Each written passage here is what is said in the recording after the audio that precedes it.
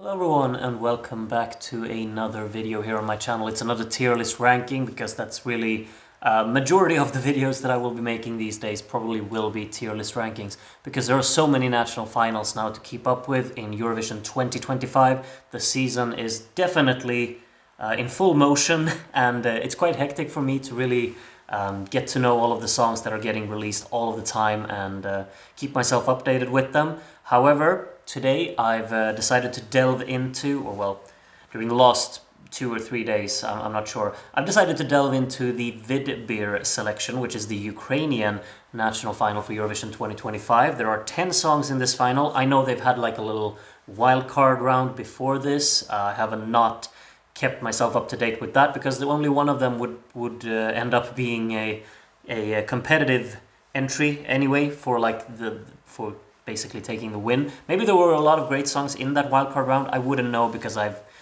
gotta be honest, I've ignored I've ignored it just for the sole reason that there are so many other songs that I need to get to know basically. So these are the 10 in front of me right now on screen that are in the final for Vidbir, and I think the final will take place sometime early February, so it's not too far away. However, in the video, I will be placing out these songs in the tiers on screen, as you can see, and basically share my thoughts on all of them. I think this is a pretty good selection, I gotta be honest. I was really excited to hear what Ukraine has to offer this year, but then when I started listening to the songs, I was like, I'm very much enjoying this, and I think it's a great little selection with a lot of various alternatives of different styles and representations as well. So it's kind of a cool little collection here. It's starting off with maybe not one of the more intriguing songs from the selection, but still something that I think is quite nice to have within this whole collective. It's called Wind of Change by Vlad Sheryf, and you'll have to excuse a lot of the names will probably be mispronounced throughout this video, but Vlad here with Wind of Change certainly has a very, I'd say, passionate vocal delivery for sure. It's almost a bit on the imposing side in my opinion. It kind of becomes a bit much at times, and the reason why I think that's kind of noteworthy in maybe a bit of a negative way is that I find the whole kind of arrangement of the track to be very pleasant and kind of easy listening esque, and then the vocals are so much really in combination with that, and that could make them feel quite imposing, at least to me. Instrumentally, I think this song is quite arranged quite effectively. The grand choruses absolutely work. I understand why this song maybe wouldn't impress a lot of other people. It does have a very predictable and underwhelming structure that doesn't really do anything refreshing. But I think it always kind of goes back to these really rewarding moments where the song builds towards very rewarding releases during these choruses that just gives off quite a convincing and quite a competent impression on me. It's not the most exciting song out there, but I still think it's a decent effort altogether and it has a lot of things going for it that I think really works about it. I'm placing this one in the C tier. I think it's a solid start. I think this is actually the running order that they will be performed in as well during the night. And it's a good one to kick things off before you move into Dim by Abiye. I'm guessing is how you're supposed to pronounce it. Could be completely wrong. But this is really where the show, ultimately will just floor me, hopefully. Hopefully this is going to be fantastic live because this song is something else, at least in my book. I think this is a very fresh style of music. It's it's an incredibly characteristic tune altogether. The percussion has this kind of brilliant intensity about it that's really pushing the song forward. There's a very wide and compelling instrumentation to the track that I think really generates this strong instrumental that the song has. It really comes from the fact that the instrumentation is so wide and quite colorful in that aspect as well. The vocals, I think, tie this song nicely together. I mean, they're kind of the main focal point throughout that just ties everything together and makes sure that the song progresses naturally and feels like a cohesive unit, while also being a very continuously experimental tune, I'd say. I gotta say though, cohesion is still prioritized within this track, and I think a lot of that comes down to the actual vocal arrangement here. That's really tying it together with constant kind of character and constant energy being presented from it, with a really nice tone as well that just fits the whole mood of it. The synth work is very, very moody in this song, and then this kind of percussive presence combats that with a lot of consistent, fulfilling presence. Really, I mean, it's a percussive arrangement that doesn't really hold back and really goes for it and wants to present the whole pulse of the track very, very well. I think the detailing of the song is another really stunning detail. Stunning detail, yeah. I'm losing my vocabulary maybe, but like there are these kind of several hidden elements throughout the track that I think are really, really unique and quite intriguing. So it's a song that you can listen to several times and usually find something that speaks to you more each time, really. That's been the case for me anyway. I think really, like, altogether, it's probably one of the more expressive productions that I've come across, at least in this national final season for sure. It does a lot of things creatively, and the design of it all is just sublime to me. I think this is a clear S song, at least in my book. I kind of have a slight little obsession with this track at the moment. I gotta say, I'm returning to it very, very much and very frequently, and I'm loving it. Really, really do. So, very nice one there. As I move on to My Sea by Molodi, which is atmospherically quite engaging, this one as well, I gotta say. That's something that's kind of maybe going to be the case for a lot of the songs here. The atmospheric touch of the tracks are definitely there. I think this one has that vibe of it, but it also feels quite accessible, and it's kind of at its core, it's a straight to the point pop tune with a memorable chorus and just a lot of kind of fulfilling, rewarding sections that you just feel like, yeah, they're doing the expected, but they're doing it very, very well. I'm very fond of this melodically, I gotta say. I think there's some really strong, great mixing in the song that has a nice balance between all of the inputs, really. And structurally rewarding as well. You know, the choruses, they hit just as they should. They're kind of following a framework, but they're following it very, very well and convincingly due to kind of the way they're building towards the choruses and also the mixing going hand in hand with that. I think melodically, as I said, it's a rewarding track as well. I'm also very fond of this kind of instrumental continuation that it's doing after 2 minutes or so that leads into the final chorus. It's a nice little deviation, I guess, from not the expected, because it is kind of a predictable continuation, but it's nice that they're using it, and instead of killing the mood and the energy of the song, they're actually developing it after 2 minutes, which I think is absolutely what they should do, and I wish more songs actually did it, because it's effective. This is a B tier song for me. I think it's very strong. It's a nice pop tune, and all around great stuff.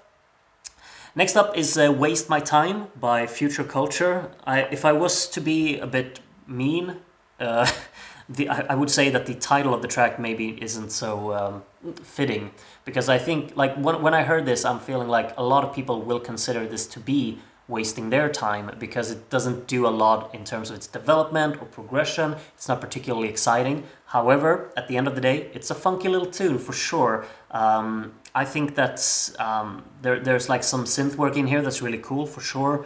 It has something of a hook going on in there that I think a lot of people could probably remember and think is quite fun. And as I said, the whole pulse of the track is really very funky and snappy in that regard, which is effective.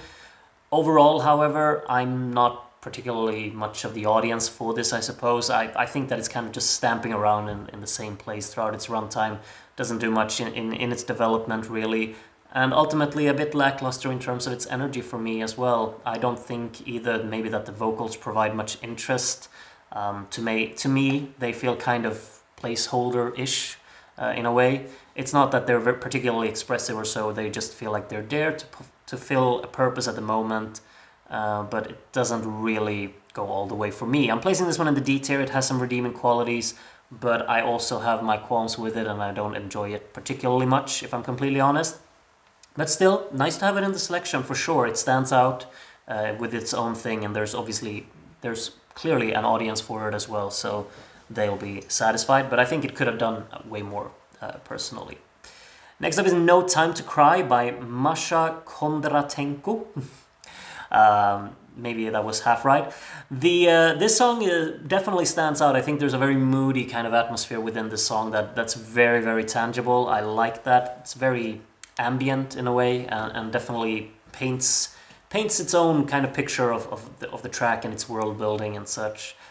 Great sense of movement throughout the song as well. There's some energetic development, really being the constant pulse of it all. Vocally very characteristic, I gotta say, and it's heavily focused on tension, which is really, really nice. I also love these kind of dynamic shifts that the song has. They have these minimalistic, restrained bridges to very explosive choruses, which is a really nice kind of dynamic being showcased in here. There, in the choruses, there's this kind of vocal chop effect that's really used nicely to enhance the mood of it, and this heavily reverb kind of feedback that they're using there is a really cool rhythmic device, really, to make something outstanding about it, really, and make that chorus really stick, and to actually provide an underlying layer behind the actual chorus melody of the song. It's nice to have this kind of rhythmic device being the layer below it, with an intriguing sound approach, really, with using this vocal chop as being that instrumental input.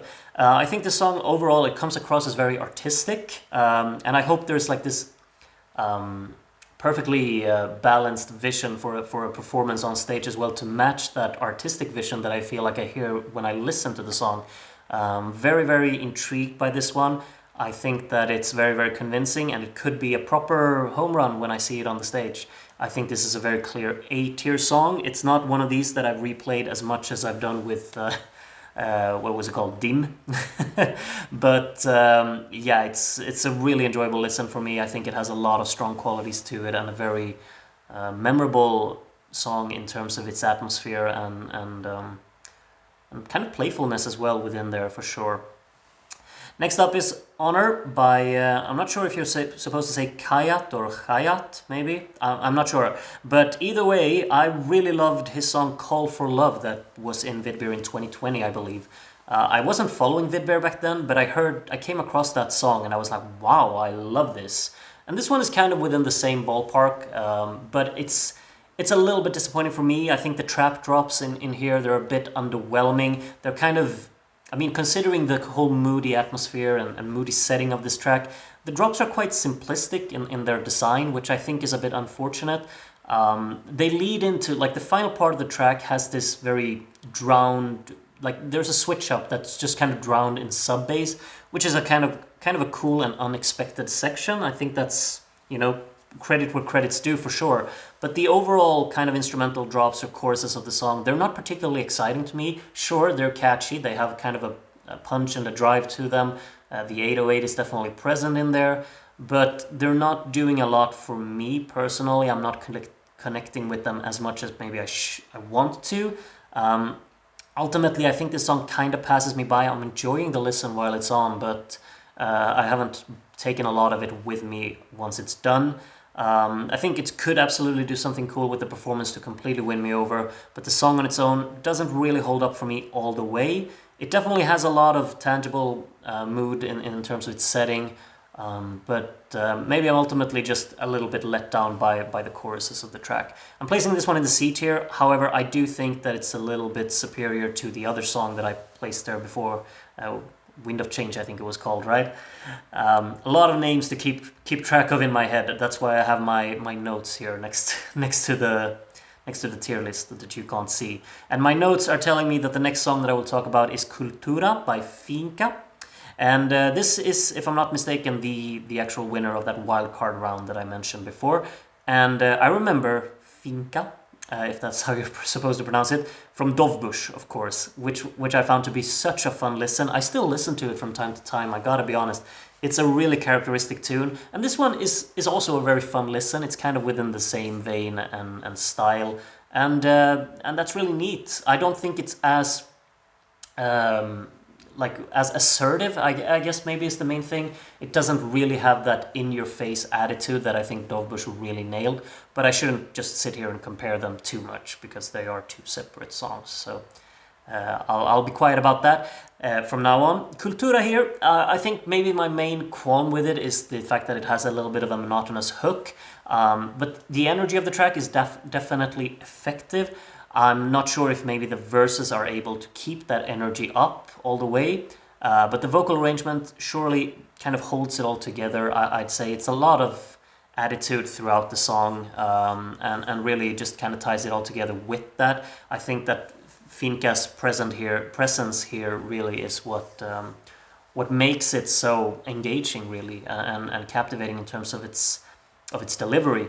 The beat of the hook, for sure, like that's a head nodder. Maybe the hook is as static as it is because it wants to just improve the memorability and really enhance the actual impact that this beat has, because it's an effective beat. I gotta say though, like the final minute of the song maybe loses me quite a bit, to be honest. There's this breakdown which kills the mood of the track entirely for me. I think that's a little bit of an unnecessary part of the song to really like. It feels a bit like an afterthought, like, okay, we're 2 minutes in, what should we do? Let's just kill the mood so we can go for a proper epic finale and really showcase some dynamics in there. The thing is, though, that it kills the mood, and the finale that we're being presented with is not something that really works for me. I think that it's a lot of chaos, and I get that. It's definitely embracing its chaos, and I think a lot of people maybe want it to go very chaotic and such. It fits the vibe of the track. But for me, it feels like it's just chaos without much clarity, without a sense of direction, and it ultimately just feels a bit underwhelming and disappointing when that finale comes, because I think that it's too clashing against itself, I'd probably say. I'm placing this one in the B tier still. I think it's a fun listen, but I have my qualms with it for sure. I don't think I'm drawing the comparison again, but I did enjoy Dovbush more. But this is a fun listen, and I'm sure she can do a great job with it on stage as well. Next up is Stay True by Krylata. And this one, yeah, the first time I heard it, I was like, this has so many things about it, really. That's the main thing. The first time I heard it, I was so unsure of how much I loved it, because I knew one thing. And the one thing I knew was that the fact that I really, really loved it. There's this kind of immense sentimental vulnerability within the song that I think is so poignant and really hits home with me. The piano work is very, very pretty. The vocals are stunning in combination. But the song also has this kind of free-flowing aspect about it, and I think that really hits. The vocals are continuously stunning, which probably makes the song as cohesive as it feels, because I feel like it is very cohesive, even though there are a lot of scattering and diverse ideas being thrown in here. And that, like, really what I mean, the vocal performance is so dynamic, and maybe that's really what makes that work, because you got a lot of different sections and a lot of different styles and mood shifts within it, and the fact that the vocals can actually adapt to each section so flawlessly, I think that's really like big kudos to that. Throughout the song, I find the sound design to be very, very crisp. It's very clear. It feels purposeful. There are some kind of, like, when you have these mood shifts of the song, they're very, very effective. There is this kind of energetic drum and bass beats that come in to really pump up the energy of the song, and then you have the mixture of these emotional sections, and the mix between the two is so easy to just mess up, but I feel like there's kind of a beautiful combination within the song that just makes them really click. I probably would have loved for the drum and bass parts to really kind of nail, like they need to be a bit grander in my book to really nail the dynamics completely of this song, because at the moment they feel like they're a bit on the restrained side and not going all the way there in terms of the actual intensity that they want to provide. And that's probably like my only little issue. It would have just been interesting to hear what it would have been like if they actually went for it with the electronica sound there as well, because I think that dynamic shift could have been even greater between the two, really. However, the best part of the entire song, like when it's over, I always feel like that's perfect, and I kind of forget that I have some things that I probably would have liked to be a bit different. But the final minute of the song is just immense. This kind of gradual build of tension. I love it. I think it just builds and builds and builds, and it really becomes more hard-hitting by each second that passes. It's a little bit underwhelming to just end as it's on the top tier of energy and intensity, but I mean, there is a 3-minute rule, and they wanted to structure the song like this, so I mean, it is free-flowing. Can't fault them for doing it the way they do. I gotta say, I'm tempted to put it up in the S tier, and I'm doing it. I will be honest and say that I think Dim is superior, but I love this song too, so why shouldn't I put it in the S tier? I'm holding myself back if I'm not doing it, so yeah. I'm putting Stay True in the S tier as well. As I move on to Ziferblat, maybe that's how you're supposed to pronounce it, and Bird of Prey. Ziferblat here, of course, were my favorites in Vidbir. Last year, I think they had a brilliant, brilliant song, and this year they kind of went another step, like an extra step further, to make something that is very unpredictable. It's quite complex in terms of its arrangement and composition, and all the more power to them. If they want to just explore and go even further, then do it. I mean, I'm all for artistic expression, and they should absolutely go for that. Very playful arrangement in the song, a lot of creative ideas in here. There's a punchy execution of dynamics for sure. Like, you feel like there is this part towards the latter half of the song where they're playing around so much with pausing, and when those pauses hit, it's completely silent. It's kind of funny because it really showcases this immense contrast between two kind of sonic experiences, I suppose. I think the way that this song really highlights these audio impacts by deliberately clearing up the soundstage in an almost excessive manner when there's supposed to be kind of a restrained approach mixed with this punchy one. That's kind of like...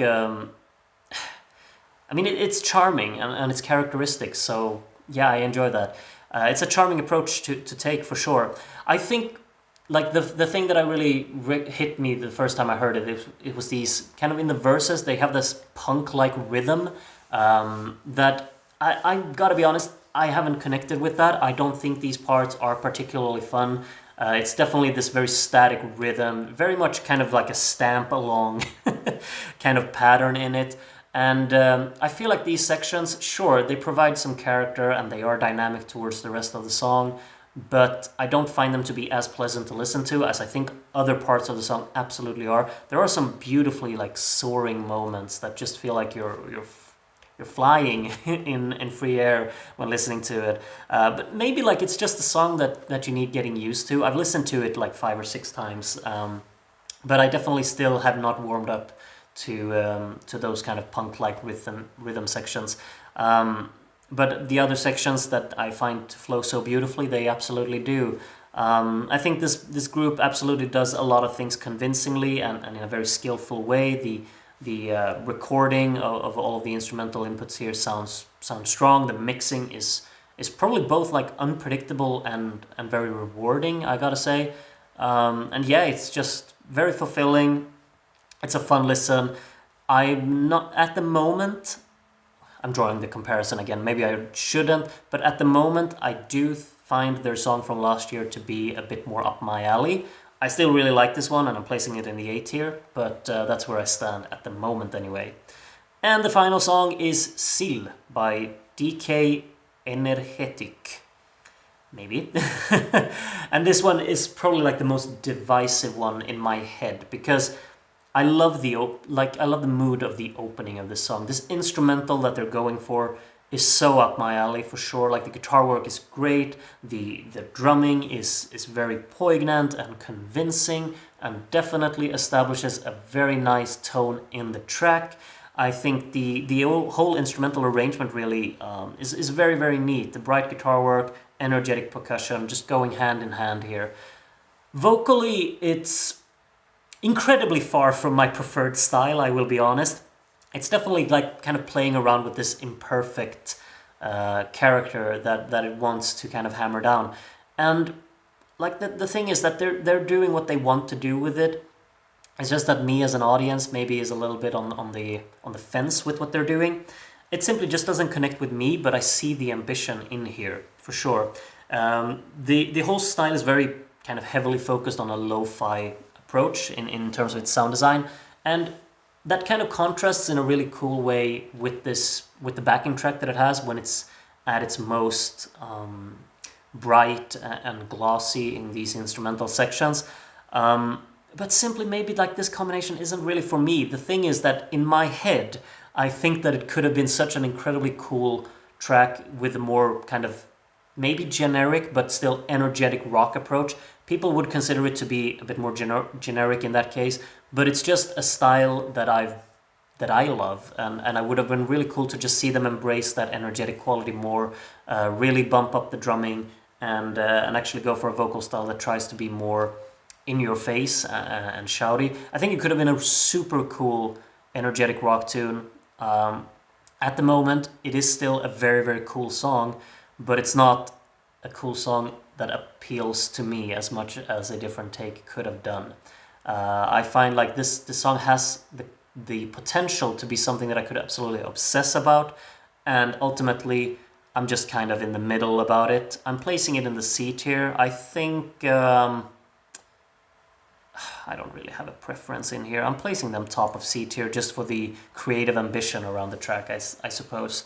But yeah, that's the end of the tier list. That's how my tier list looks this year for Vidbir. Maybe you completely disagree with it, or maybe you completely agree with it. Let me know. What's your favorite song from Vidbir this year? Who are you rooting for? And who are you most excited to see the live performance of? My answers are pretty clear. I'm so much rooting for Dim. Yeah, Dim. But it's all gonna come down to how they look and sound live as well, of course. So looking forward to watching Vidbir this year. I think it's a great selection. When I said that on my Discord server earlier today, I was met with people disagreeing. So maybe I'm alone in that. But either way, I'm loving it, and I've been looping the playlist quite a bit, to be honest. Particularly my top 4 songs, they've been going quite a lot of times. So yeah, thank you so much for watching the video. Do share your thoughts on the selection in the comments, please, if you want to. And I'll see you around soon again, hopefully for another tier list, I suppose, or for another watch along, whichever one comes first. Thank you for watching the video today. Take care of yourselves, and bye bye.